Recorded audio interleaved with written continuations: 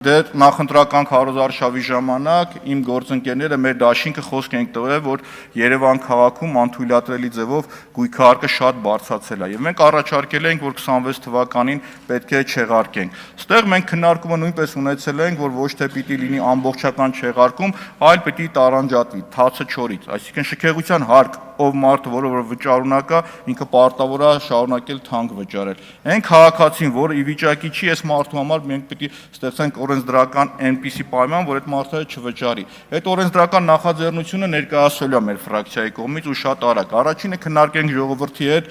քննարկենք մասնագետների հետ, որ ամբողջական լինի, որովհետև առաջահասքից թվում էր, որ բիզնեսին էլ է ինքը շատ վնաս տալիս, որտեղ շատ հասարակական նշանակության օբյեկտների գույքարկը բարձրացել է, դա վարձավճարն է թանկացման մյուս, բայց որպեսզի ամբողջական լինի, այդ կներկայացնենք մենք։ Հաջորդը որ կա, ժողովուրդ ջան, խայտառակ կարմիր գծերի օրենքը, որ բերեցիք, դարձեցիք տեղական վճար։